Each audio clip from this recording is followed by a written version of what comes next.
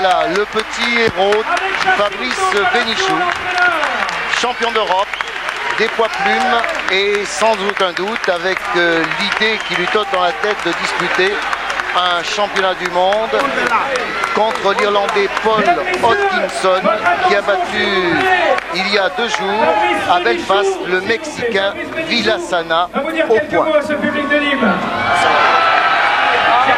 Showman quand même, hein, Pierre?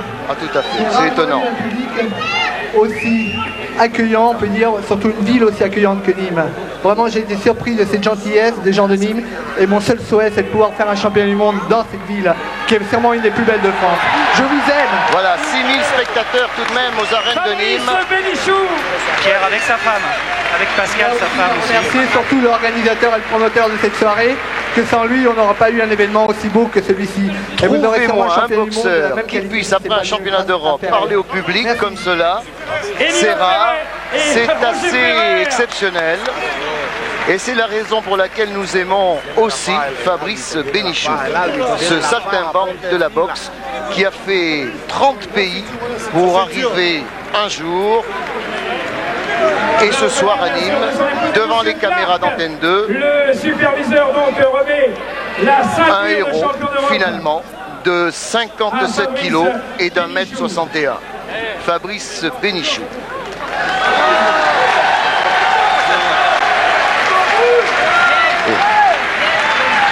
Fabrice n'a pas encore embrassé son épouse, voilà. Alors que vous appréciez la superbe droite de Bénichou qui a ébranlé l'Italien Limatola, je vais vous proposer une reprise à sensation dans quelques secondes, celle qui a opposé Eric Nicoletta à l'américain Tony La Rosa dans la catégorie des mi-lourds.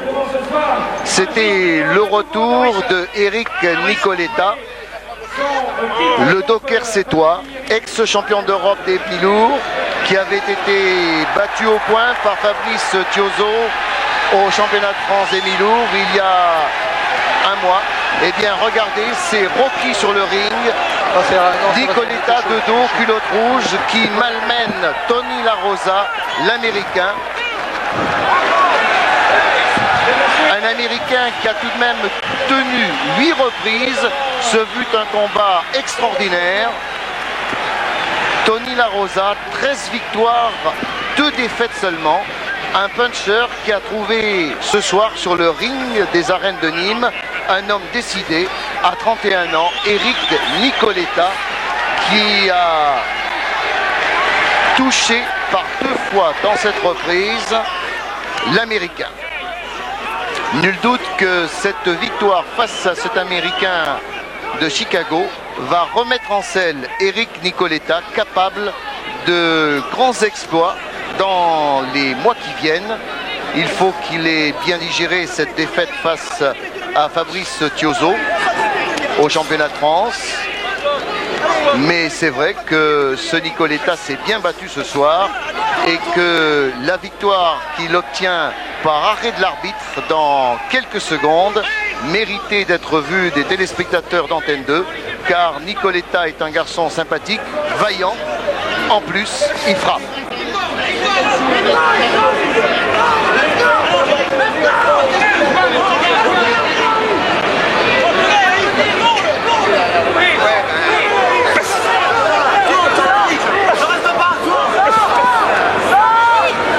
C'était la 8e reprise de ce match à sensation qui a soulevé les 6000 spectateurs des arènes de Nîmes, parce que c'est un combat acharné et c'est vrai que La Rosa n'était pas un boxeur bidon comme il en arrive souvent sur les rings de France. C'est un vaillant boxeur américain qui a donné une réplique insensée à Nicoletta avant que Nicoletta le touche d'un gauche très précis et que M. Krief décide l'arrêt de ce combat.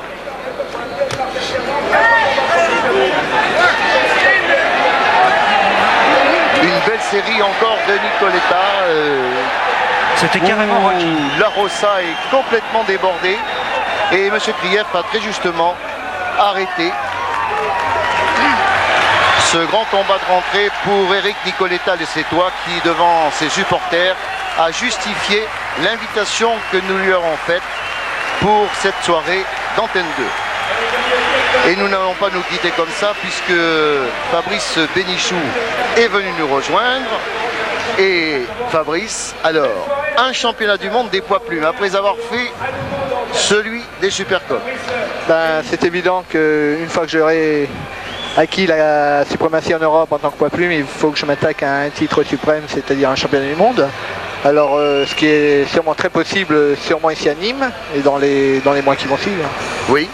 Et devant les caméras bien entendu, devant les caméras d'Antenne 2. Ouais, là, vous me l'enlevez de la bouche. Ah ben bien sûr, c'est évident. Quand il y a eu, vous me parlez de ce que j'avais dit sur le journal, j'ai dit avec la télévision qui offre le plus, c'est-à-dire, j'étais en train de parler de vous. Vous êtes la télévision qui m'offre le plus de plaisir à l'heure actuelle. Il y a eu une chance de retourner au premier plan européen et mondial. Alors je l'ai saisi. Il faudra faire quelques progrès quand même face au Irlandais Hutchinson. Faut comprendre que cet adversaire, j'avais rien sur cet adversaire. J'étais très tendu, très nerveux du fait que je connaissais pas du tout son style de boxe. On m'avait trompé disant qu'il pouvait être gaucher, qu'il pouvait être droitier, enfin bref. Alors j'ai été tendu tous les premiers rounds, ce qui m'a pas permis de délier ma boxe vraiment. Bon, sur la fin, je commençais à voir qu'il était coupé, plus tendu. J'ai mis 5-6 rounds pour me mettre en... Mais il faut comprendre que normalement c'était une grosse erreur de ma part de ne pas pouvoir visionner une de ces cassettes et pouvoir étudier le boxeur comme il fallait. Alors c'est la raison pour laquelle j'étais obligé de l'étudier sur le ring, pas prendre de risque. Je suis champion d'Europe, j'ai pas envie de jeter cette ceinture bêtement au premier venu. Elle est belle, elle pèse lourd. Elle pèse lourd. Malheureusement c'est pas de l'or. Ça viendra peut-être quand on fera les championnats interplanétaires. Alors j'étais en train de dire que vous arrivez après un championnat d'Europe en 10 rounds, parce que quand même ça a donné ce soir. Il y a eu un bon rythme en face je pouvais pas vraiment enchaîner des coups de 3-4 du fait que le boxeur, une autre fois je le connaissais pas et puis il reculait. Alors j'avais pas la distance pour pouvoir enchaîner comme ça. Comment vous arrivez à vous exprimer en public? Vous êtes un artiste finalement. Oui, alors c'est regardez. Vrai, j'ai passé toute ma jeunesse en tant qu'artiste, mais voilà, on voit. Dommage. Crochet gauche. Un crochet large, c'est vrai, parce que j'étais hors distance. Mais enfin là, il rentre à la bataille, c'est son erreur. Vous l'avez cherché Je cherche la bagarre par moment, mais sans vouloir prendre de risques en même temps. J'ai peur de prendre des risques. J'étais tendu, j'avais peur du fait de pas connaître. Voilà, là je l'ai bien touché à la tempe, ce qui a bien sonné. On voit l'agressivité du boxeur. Enfin, je me suis trop jeté dessus évidemment. Mais c'est la méchanceté, l'agressivité. J'ai envie de le finir. J'ai pas envie qu'on l'arrête. Donc vous allez voir la belle droite là. Boum. Ah, vous êtes content, hein. C'est pas beau ça. Ah oui, oui, oui. Voilà, c'est ce qu'on appelle la technique d'un battant. Bien sûr, je ne serai jamais un styliste, je n'ai pas la morphologie pour, mais il est évident qu'en tant que battant et boxeur de puissance, bon, bien entendu, dépend de l'adversaire que j'ai en face, je me protège autrement plus, bien entendu. Qu'est-ce qui vous fait gagner? La foi et ce public qui me soutient, qui me donne moralement une... 6000 spectateurs, vous rendez compte? C'est merveilleux, c'est beau. J'aurais pas cru qu'on m'aurait aimé tant que ça ici à Nîmes. Vraiment, je souhaite une seule chose, c'est de refaire un championnat du monde ici à Nîmes. C'est bien, Fabrice. Je veux aussi, excusez-moi, j'en profite en direct à la caméra, dire un petit bonjour à ma maman qui est à Brest. Elle est là? Non, elle est à Brest. Là, c'est moi. Oui, là, pardon, je m'excuse. Et tout le public brestois également qui me suit parce que mes parents habitent là-bas. Bien sûr. C'est votre dernière escale, Brest? Non, moi j'habite pas Brest, moi j'habite à côté de Nantes, un petit bled qui s'appelle la Varenne en attendant. Et peut-être je me rapprocherai de Paris si je travaille plus avec vous et puis on verra par là. Vous en avez fait des pays, hein. Combien? 30. Peut-être plus, je peux plus vraiment. Vous arrêtez? Peut-être pas, non. Non. Vous allez quand prendre la valise et repartir? Peut-être je repartirai mais en gardant un pied-à-terre quelque part. C'est évident qu'il faut que je monte la à mes enfants. C'est le plus beau pays au monde. Il n'y a pas un pays aussi beau que la France, c'est évident.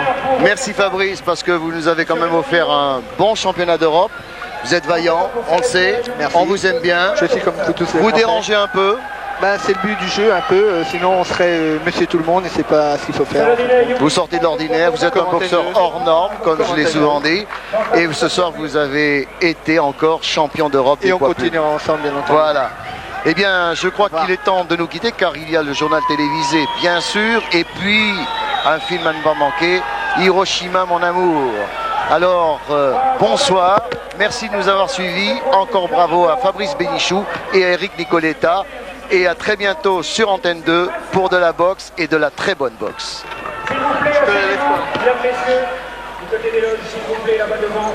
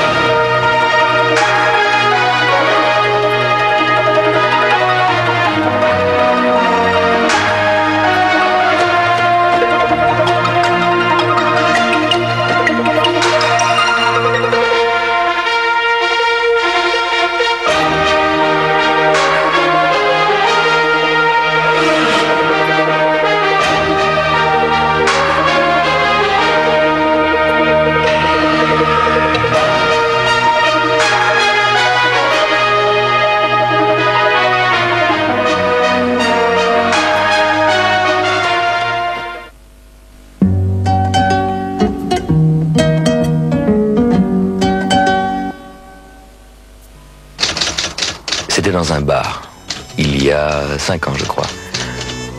La fille entra. Je commandais une Buckler. Elle était sublime. Brune. Non, blonde. Sa robe rouge, non, bleue. En tout cas la bière, je m'en souviens. Sa fraîcheur, son goût, son nom, Buckler. Buckler, sans alcool. Rien que pour la saveur.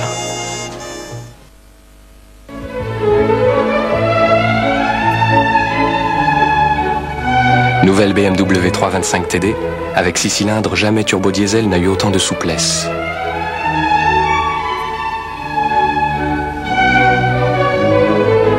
Nouvelle BMW série 3, les hommes n'ont pas fini d'aimer les voitures. Un vaisseau spatial venu d'une autre galaxie, juste là devant moi. Et personne ne m'a jamais cru. Vous imaginez si à l'époque j'avais eu mon caméscope Hitachi.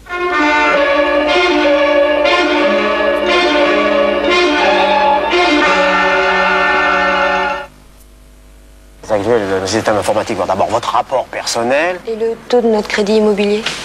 Vous avez la garantie en tout blanchi avec versement libre de 5 000 francs, l'adhésion 1 000 francs. Et la durée de remboursement? Surtout de l'amortissement, les délais pour 5 ans, sinon, disons 10 ans maximum. Et les délais d'obtention? L'emprunt, faut qu'on a de 3 semaines à 3 mois. En revanche, au terme du plan, pour éviter qu'on... Allez, je Woolwich, le crédit immobilier est simple et clair. Woolwich, le crédit immobilier comme on ne vous en a jamais parlé. Appelez-nous.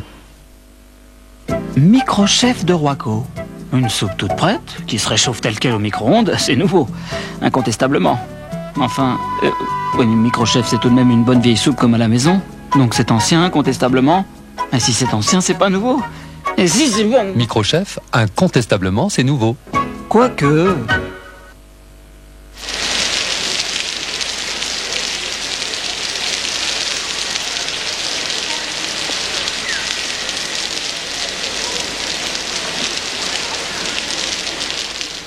Aidons-les à avoir un toit.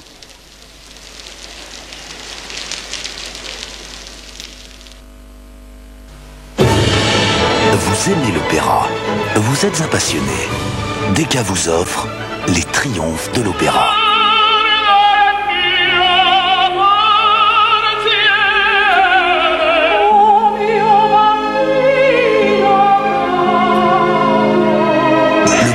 Disque d'opéra de l'année avec les plus grandes stars, Luciano Pavarotti, Thierry Tekanawa, Placido Domingo et beaucoup d'autres. Les triomphes de l'opéra, un pur moment de bonheur.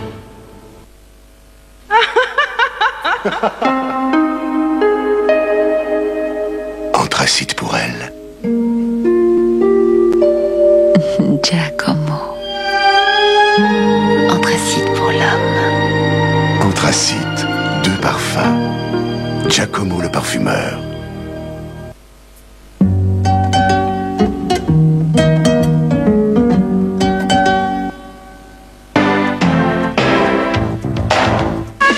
Bienvenue aux Folies Bergères pour l'Hardy-Show du samedi soir.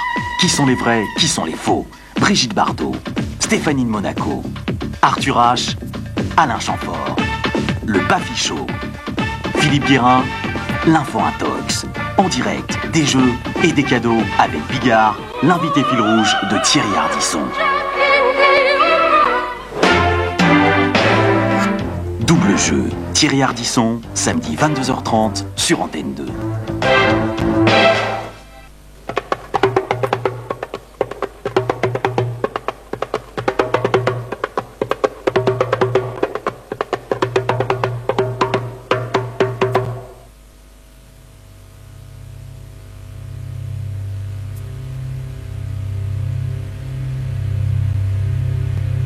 Monsieur le Président, vous avez une famille, alors vous pouvez imaginer la détresse de parents qui n'ont plus aucune nouvelle de leur fils depuis maintenant plus de 3 ans. Au service d'une association civique d'une township près de Pretoria, Johannes Maisha dit Stanza Bopap avait 28 ans lorsqu'il a été arrêté par la police de Johannesburg le 8 juin 88. Depuis, plus de nouvelles, ses amis le recherchent sans savoir s'il est toujours en vie. Dès le début, les parents de Stanza se sont inquiétés, et à juste titre. Ils vivent dans un pays où l'article 29 de la loi sur la sécurité intérieure permet à la police de détenir des suspects au secret, sans inculpation et sans limitation de durée. La police parle d'évasion lors d'un transfert de prison, mais ses proches ont de bonnes raisons d'être sceptiques. En général, les détenus, article 29, ont les pieds et les mains liés lors des transferts. De plus, les policiers ont attendu 3 semaines après l'évasion, entre guillemets, pour enquêter auprès de la famille. Bizarre. Et ils se contredisent sur la date de la dite évasion, encore plus étrange.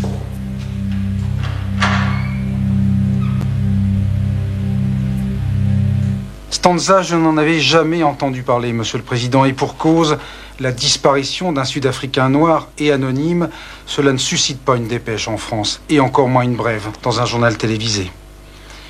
Monsieur le Président d'Afrique du Sud, votre politique le prouve, vous êtes un homme de bonne volonté. Mais j'ai l'impression que ce n'est pas le cas de tous vos concitoyens, surtout ceux chargés de faire régner l'ordre, entre guillemets. Les policiers, eux, sont sous votre autorité, alors ordonnez enfin une enquête sérieuse sur le cas de Johannes Bopap et rendez publiques ses conclusions. Pour ses parents et pour ses amis, cette incertitude est le plus cruel des supplices. Monsieur le Président, il est peut-être trop tard pour sauver Stanza, mais une vie humaine ne peut se terminer sur un point d'interrogation.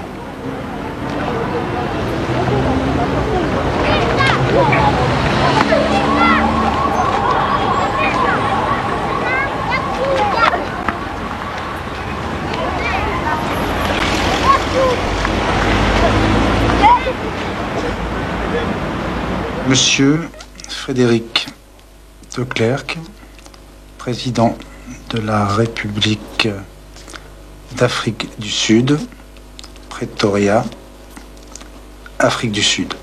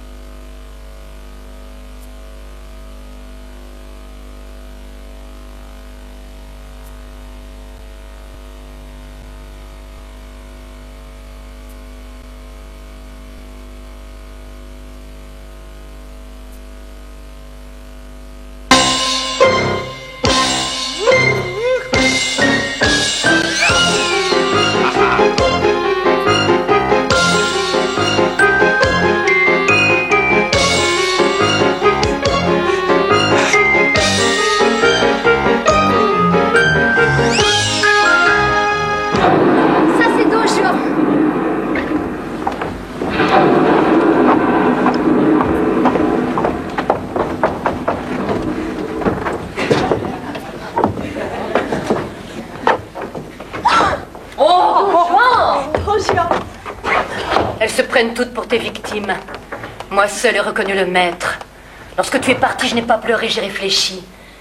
Et j'ai appris règle par règle ton catéchisme. J'ai appris qu'en amour, il n'y avait pas d'amour, mais des vainqueurs et des vaincus. J'ai appris que la victoire n'avait d'autre but que la victoire et qu'il n'y a pas d'après. J'ai appris que le plaisir est fade s'il n'a le goût du mal. J'ai appris que la caresse toujours préfigure la gifle et le baiser ébauche la morsure. J'ai appris qu'on attrape les hommes par la queue et qu'on les saigne au cœur. Tout cela, je te le dois. C'est ma fidélité. Viens. Trop tard. Je suis guéri. Tu reviendras. Moi, je regretterais toute ma vie de l'avoir vu au lit. Il annonçait « Ce soir, c'est le grand soir ». Subtil, non? Le grand soir de quoi, chérie? En général, je prenais une voix de dinde, je faisais semblant de ne pas comprendre. Quel grand soir, mon petit lapin? Tu veux quand même pas dire que... Ah, ça alors, Sheldon, tu es insatiable, moi je te le dis. Il bondissait sur le lit dans le plus simple appareil. Il se mettait à danser sur place. Et son oiseau et ses baloches lui battaient les cuisses. Il fallait que je le rejoigne pour faire du trampoline avec lui sur le matelas. J'avais les nichons qui brinque-ballaient. J'avais un tel gosse dans le toilette que les voisins nous entendaient sûrement. C'est ça la sensualité, Maxi? Aujourd'hui, en allant au marché pour acheter des légumes qui sont de plus en plus chers. Qu'est-ce que ça va devenir? Il ne faut pas interrompre, chérie. Vilaine. J'ai vu dans la rue, à côté d'un café, un monsieur convenablement vêtu, âgé d'une 50aine d'années, même pas. Qui quoi? Qui quoi? Il ne faut pas interrompre, chérie, tu es dégoûtante. Chérie, c'est toi qui as interrompu le premier. Mais moi j'ai fait tout ça. Qu'est-ce qu'il faisait, le monsieur? Vous allez dire que j'invente. Il avait mis un genou par terre et il se tenait penché. Oh! Oui, penché. Pas possible. Si, penché.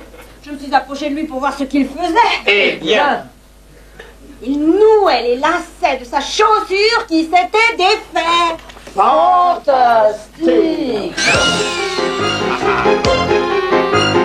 Connaissez-vous l'humour napolitain?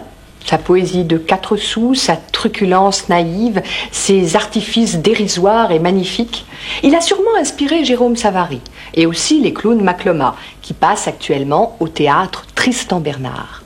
Le maître incontesté en est Eduardo de Filippo, dont on peut voir actuellement au Théâtre de la Ville Haut de Forme, mis en scène par Jacques Nichet. Acteur dès l'âge de 4 ans, grand auteur populaire mêlant à merveille la vérité et le mensonge, l'obscénité et le pathétique, la bouffonnerie et l'émotion, Eduardo de Filippo est un des grands maîtres du théâtre européen. Il joue avec le rire et notre émotion, une émotion très différente mais aussi forte que celle de Tchekhov dans Oncle Vania. Oncle Vania? Oh, mais tu as les larmes aux yeux. Quelles larmes? C'est rien. Des bêtises. Tu viens de me regarder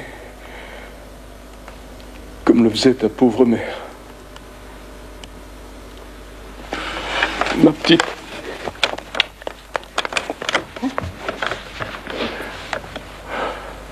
Oh, ma sœur chérie.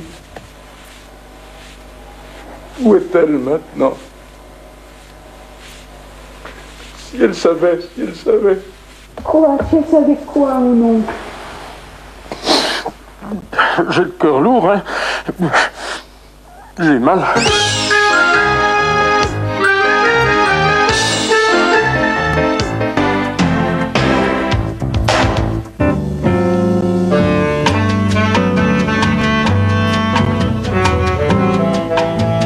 J'ai la chance de recevoir ce dimanche à BDC Philippe Noiret. Il parlera cinéma, bien sûr, mais aussi peinture, avec son complice d'Uranus, Claude Berry. L'art, l'amour de l'art et l'argent sera le thème d'un débat qui réunira amateurs et professionnels. Mais au centre du tableau, évidemment, Philippe Noiret.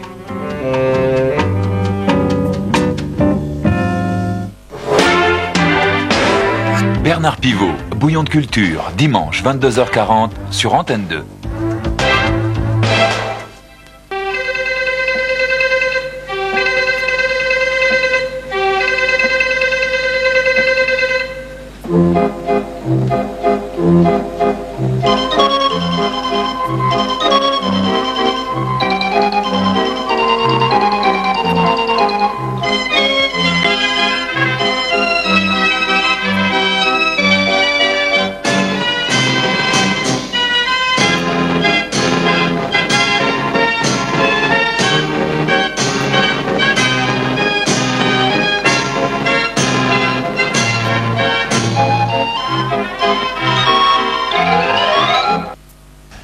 Bonsoir. Nous commençons donc ce soir un cycle consacré à Alain Resnais. Il est composé de 3 films, Hiroshima mon amour ce soir, Muriel la semaine prochaine et Mélo pour finir. On se souvient, je pense, du retentissement, à vrai dire immense, qui fut celui de la projection de Hiroshima mon amour au Festival de Cannes de 1959, où il était présenté hors compétition. C'était le premier long métrage de Alain Resnais et sa collaboration avec Marguerite Duras s'était avérée décisive dans l'ordre de la composition et de la conduite du récit, d'un style cinématographique absolument neuf et de cette magie, surtout, à la fois incantatoire et douloureuse, de l'évocation. Mais en même temps, on finit par se dire, lorsque l'on a vu et revu Hiroshima, mon amour, tout au long des années, des 32 années qui nous séparent de la réalisation du film, on finit par reprendre à son compte la parole du personnage japonais du film qui dit « Tu n'as rien vu à Hiroshima ». Oui, sans doute, il nous a fallu tout ce temps pour comprendre par la sensibilité plus que par l'intelligence, ce que fut la vraie signification de ce film. Il me semble que l'inspiration magistrale de Resnais et de Duras procède de cette faculté que possèdent ensemble le cinéma et la mémoire. La faculté de faire parler le fragment pour le tout, de faire parler les instants pour les années, et la fragilité furtive d'une parole de femme amoureuse pour l'histoire elle-même, enfin élucidée. Voilà pourquoi ce film nous communique avec cette force ce double sentiment devant le paysage dévasté d'Hiroshima, double sentiment d'une irréalité impensable et d'une réalité pourtant indélébile.